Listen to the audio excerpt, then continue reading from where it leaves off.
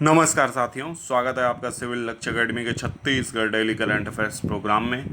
पहला प्रश्न है, आयुष्मान भारत के उत्कृष्ट क्रियान्वयन के लिए राज्य को कितने पुरस्कार प्राप्त हुए हैं?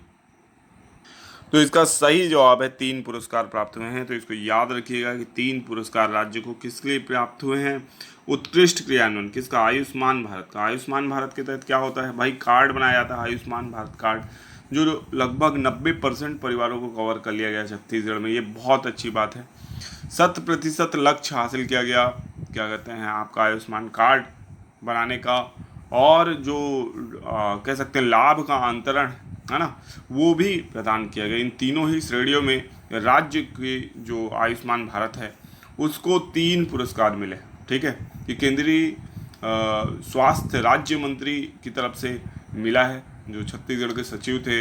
आयुष्मान भारत कार्ड जो योजना चल रही है, इसके जो सचिव हैं, उन्होंने ये पुरस्कार ग्रहण किया है। तो इस बात को बहुत अच्छे से याद रखिएगा कि उत्कृष्ट भारत या आयुष्मान भारत के उत्कृष्ट क्रियान्वयन के लिए राज्य को 3 पुरस्कार प्राप्त हुए हैं।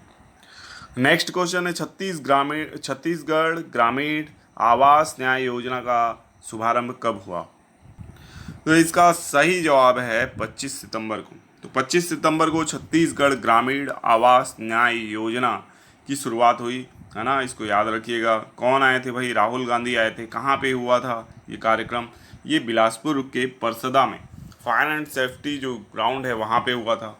ठीक है, विभिन्न लोगों को विभिन्न लाभ का अंतरण भी इस दिन किया गया, जैसे कि सहायक शिक्षक और शिक्षक वर्ग के जो हमारे प्रतियोगी थे उनको भी नियुक्ति पत्र यहाँ प्रदान किया गया। ठीक है, अब ये ग्रामीण आवास न्याय योजना क्या है, इसके बारे में अच्छे से पढ़ लीजिएगा। ठीक है, कि किस तरीके से ग्रामीण आवास के लिए अब जो सीधा पैसा है उनके खातों में जाएगा। जिन जिन लोगों को हितग्राहियों को चुना गया है, लगभग 50,000 हितग्राही हैं, और 1200 करोड़ रुपए इनके खातों में अंतरित किया जाएगा। ठीक है, ताकि ये अपनी जो ग्रामीण आवास है उसको प्राप्त करने में सफल हो सकें। हालांकि प्रधानमंत्री आवास योजना भी इसके लिए क्रियान्वित है।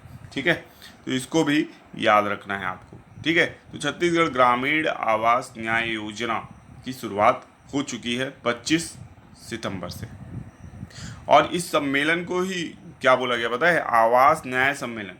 ठीक है, इस सम्मेलन का ही नाम था आवास न्याय सम्मेलन, जो कि बिलासपुर में आयोजित हुआ था ना, परसदा में। नेक्स्ट क्वेश्चन है, क्रेडा को ऊर्जा संरक्षण के लिए कितनी बार राष्ट्रीय पुरस्कार से सम्मानित किया जा चुका है? तो इसका सही जवाब है 3 बार।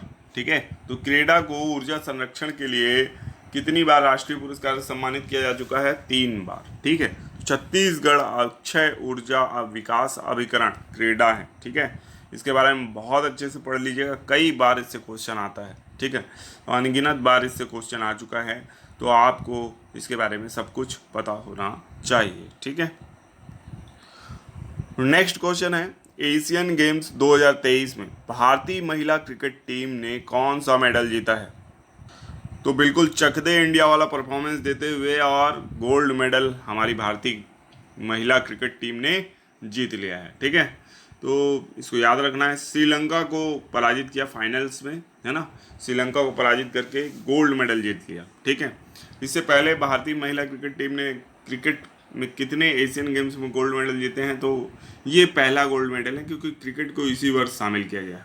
ठीक है, आपको पता हो एशियन गेम्स 2023 1951 से शुरू हुआ, नई दिल्ली में पहला एशियन गेम्स हुआ था। ठीक है, इस वर्ष जो एशियन गेम्स है वो चीन के हांगझाऊ में हो रहा है। ठीक है, चीन के हांगझाऊ में हो रहा है। वहीं भारतीय महिला क्रिकेट टीम ने गोल्ड मेडल जीता है। इसको क्रिकेट को शामिल किया है तो गोल्ड मेडल तो भारत का ही होना है फिर, है ना। तो एशियन क्रिकेट टीम, एशियन में ऐसी कोई क्रिकेट टीम नहीं है जो भारत का यानी पूरी तरीके से टक्कर ले सके, है ना। और भारत इस समय सबसे बेस्ट टीम है, और निश्चित तौर पे अगर पुरुष टीम जाएगी तो वो भी गोल्ड मेडल ला सकती है। ठीक है, नेक्स्ट क्वेश्चन है, विश्व पर्यटन दिवस कब मनाया जाता है? तो इसका सही जवाब है 27 सितंबर। ठीक है, तो विश्व पर्यटन दिवस 27 सितंबर को मनाया जाता है।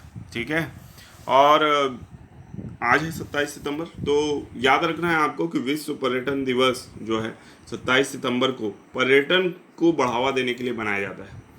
अब अगर देखा जाए भारत के प्रमुख पर्यटन स्थलों में सबसे फेमस पर्यटन स्थल में से जैसे कि ताजमहल है आगरा में, ठीक है, यहाँ पे बहुत ज़्यादा पर्यटक आते हैं। इसी तरीके से बृहदेश्वर मंदिर है तंजौर में, है ना, वहाँ भी बहुत ज़्यादा पर्यटक जाते हैं। फिर भारतीय जो धार्मिक पर्यटन स्थल है वहाँ तो यानी बहुत ज़्यादा ही भीड़ रहती है। जितने ज्योतिर्लिंग हैं, हमारे केदारनाथ हो गया, बद्रीनाथ हो गया, है ना, ये सारे स्थान जो हैं वो बहुत ज़्यादा फेमस हैं, ठीक है। तो विश्व पर्यटन दिवस जो है वो हर वर्ष 27 सितंबर को मनाया जाता है, इसको याद रखिएगा। अब आज का अंतिम प्रश्न है आप लोगों के लिए, जिसका जवाब आप कमेंट बॉक्स में जरूर दीजिएगा, ठीक है। और जो भी सही जवाब देंगे उनके कमेंट को मैं हार्ट दे दूंगा, ताकि बाकी हमारे दर्शक ये जान सके कि सही उत्तर क्या है। किस अंतरिक्ष एजेंसी का कैप्सूल क्षुद्र ग्रह का सैंपल लेकर लौटा है? बहुत बड़ी बात है। इसरो, नासा, जेएसए या ईएसए, ठीक है। तो इसका सही जवाब आप कमेंट बॉक्स में जरूर दीजिएगा। पिछले वीडियो में हमने आपसे प्रश्न पूछा था, वीरांगना दुर्गावती टाइगर रिजर्व मध्य प्रदेश का कौन से नंबर का टाइगर रिजर्व है? तो बिल्कुल सही उत्तर आप लोगों ने दिया था, सातवां नंबर का टाइगर रिजर्व है, ठीक है। तो इसको याद रखिएगा, ठीक है। अब कुछ देखेंगे, कुछ रिवीजन प्रश्न। निम्न में से किसने हाइब्रिड टीवी के एजुकेशन एंड बिजनेस अवार्ड 2023 में 6 पुरस्कार अपने नाम किए हैं? तो इसका सही जवाब है एनएमडीसी। एनएमडीसी ने हाइब्रिड टीवी के एजुकेशन एंड बिजनेस अवार्ड में 6 पुरस्कार अपने नाम किए हैं। एनएमडीसी जो कि छत्तीसगढ़ में विभिन्न औद्योगिक जो उत्पादन है खनिजों का उसको अंजाम देता है, उसने यह अवार्ड जीता है। तो इसको याद रखना है आपको, एनएमडीसी। तो एनएमडीसी को आप जानते होंगे, जो छत्तीसगढ़ के बैलाडीला में उत्पादन होता है वो एनएमडीसी के द्वारा किया जाता है। सबसे पहले इसने किरंदुल माइंस 1968 में वहाँ उत्पादन प्रारंभ किया। 1980 में बचेली को भी उत्पादन शुरू किया। 88 में बैलाडीला की जो मेन खान है वो शुरू हुई। तो क्रमबद्ध रूप से लगातार जो बैलाडीला के लॉ एस्क हैं, है ना, जो कि हेमेटाइट प्रकार का लॉ एस्क है, उसका उत्पादन किसके द्वारा किया जा रहा है? एनएमडीसी के द्वारा किया जा रहा है। तो ये राष्ट्र की एक बड़ी कंपनी है जो औद्योगिक उत्पादन करती है खनिजों का, ठीक है। तो इसको याद रखिएगा। नेक्स्ट क्वेश्चन है, प्रोफेसर राम गोपाल तिवारी के नाम से कब पुरस्कार दिया जाएगा? तो इसका सही जवाब है राज्योत्सव में। राज्योत्सव में प्रोफेसर राम गोपाल तिवारी के नाम से, जिनको सहकारिता पुरुष के नाम से भी जाना जाता है, इनके नाम से पुरस्कार दिया जाएगा राज्योत्सव में, ठीक है।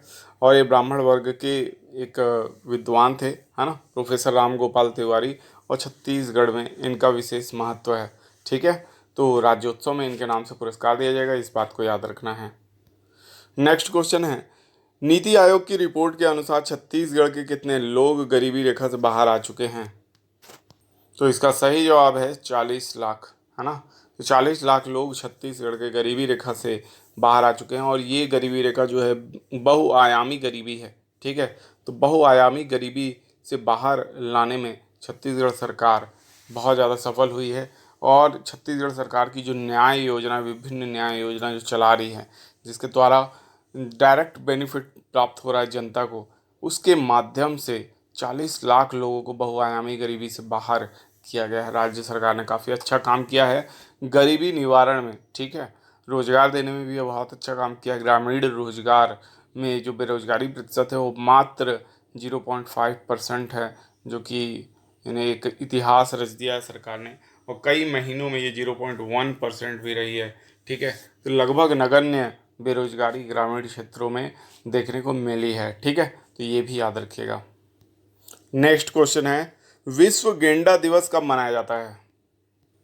तो इसका सही जवाब है 22 सितंबर। 22 सितंबर को विश्व गेंडा दिवस मनाया जाता है। और आपको पता हो कि जो विश्व गेंडा दिवस है, और गेंडा जो पाया जाता है वो आपका असम के काजीरंगा नेशनल पार्क में पाया जाता है, ठीक है। हालांकि मेंस में सही मान लिया गया है कुनो नेशनल पार्क, जो कि असम में लोकेटेड है, ऐसा मान लिया गया था। लेकिन आपको ऐसा बिल्कुल भी आंसर नहीं लिखना है, ठीक है। भले पीएससी ने उसको सही माना था, लेकिन आपको नहीं लिखना है क्योंकि कूनो नेशनल पार्क जो है वो आपका मध्य प्रदेश में है, और वहाँ चीता को लाया गया है ना, चीता को नामीबिया से जो लाया गया है और बसाया गया है, वहाँ कहाँ बसाया गया था? कूनो नेशनल पार्क में। ठीक है। और गेंडा जो पाया जाता है काजीरंगा नेशनल पार्क में पाया जाता है। ठीक है, तो इसको भी याद रखना है। और गेंडे को यानी और भी ज़्यादा जिन क्षेत्रों में लाने की कोशिश की जा रही है वो आपका पश्चिम बंगाल हो गया, बिहार हो गया, यहाँ पे भी लोकेट करने की कोशिश की जा रही है। लेकिन फ़िलहाल एक सिंगी गेंडा जो है वो आपका काजीरंगा, मानस, ये जितने भी असम के नेशनल पार्क हैं वहाँ पे देखने को मिल जाते हैं। नेक्स्ट क्वेश्चन है, अंतिम पंघाल ने वर्ल्ड चैंपियनशिप में कौन सा पदक जीता है? तो इसका सही जवाब है कांस्य पदक। तो कांस्य पदक जीता है अंतिम पंघाल ने, जो कि एक पहलवान है, और इसी के साथ इन्होंने जो 2024 का ओलंपिक है उसके लिए क्वालिफाई कर लिया है और वो उसमें भाग लेंगे। ठीक है, तो अंतिम पंघाल को याद रखिएगा, कांस्य पदक इन्होंने जीता है। नेक्स्ट क्वेश्चन है, 128वां संविधान संशोधन विधेयक किससे संबंधित है? तो इसका सही जवाब है महिला आरक्षण से। ठीक है, तो 128वां संविधान संशोधन विधेयक जो है वो महिला आरक्षण से संबंधित है। तो इस क्वेश्चन को भी आपको याद रखना है। ठीक है, तो ये जो महिला आरक्षण है ये कहाँ मिलेगा? ये लोकसभा और राज्यसभा के जो लोकसभा और विधानसभा के जो डायरेक्ट इलेक्शन होते हैं उसमें इसको लाया जाएगा। 33% आरक्षण महिलाओं को दिया जाएगा। ठीक है, ये लागू कब से होगा? तो ये 2026 के बाद लागू होगा, अभी लागू नहीं होगा। कारण ये है कि परिसीमन किया जाना है। परिसीमन के बाद महिला आरक्षण ये जो बिल है ना, ये पूर्णतः प्रभावी हो जाएगा। ठीक है, देखिए ये संविधान संशोधन विधेयक, संशोधन यहाँ छूटा हुआ है, विधेयक की संख्या और संविधान संशोधन बिल की संख्या अलग हो जाती है, यानी संविधान संशोधन अधिनियम की संख्या अलग हो जाती है। ठीक है, तो 128वां विधेयक है, और जब ये बिल बनेगा तो 105वां या 106वां बिल बन जाएगा, क्योंकि संविधान संशोधन 104 तक हुए हैं, है ना।